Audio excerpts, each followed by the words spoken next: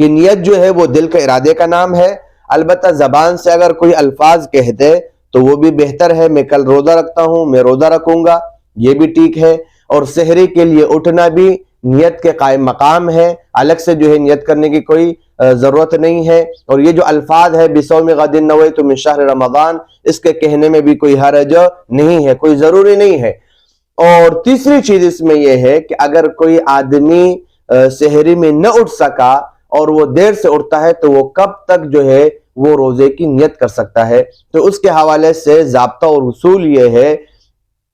کہ صبح صادق سے لے کر غروب آفتاب تک کل وقت کو 2 حصوں میں تقسیم کر لیا جائے۔ مثال کے طور پر آج کل ہمارے سندھ میں 5, 18 اور 20 پر روزہ بند ہوتا ہے، اور شام کو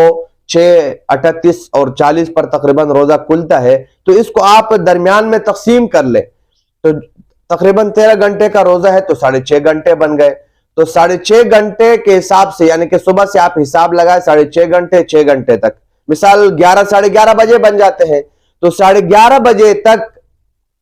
اگر اس سے پہلے 11:30 بجے سے پہلے کوئی اٹھ جاتا ہے، شرط یہ ہے کہ اس نے کچھ کھایا پیا نہ ہو اور وہ نیت کر لے روزے کی، تب بھی اس کا روزہ معتبر شمار کیا جائے گا اور وہ روزہ دار شمار کیا جائے گا۔ لیکن اگر وہ 11:30 بجے کے بعد اٹھتا ہے، اگرچہ اس نے کچھ کھایا پیا نہ ہو، وہ تب نیت کرتا ہے، تو ایسی صورت میں وہ نیت معتبر نہیں ہوگی، وہ دن اس کا روزے والا نہیں کہلائے گا، بلکہ وہ پھر اس کی قضا کرے گا۔ یہ نیت کے حوالے سے جو ہے وضاحت کرنی تھی، مزید اس کے حوالے سے جو بھی سوال ہو آپ وہ کر سکتے ہیں۔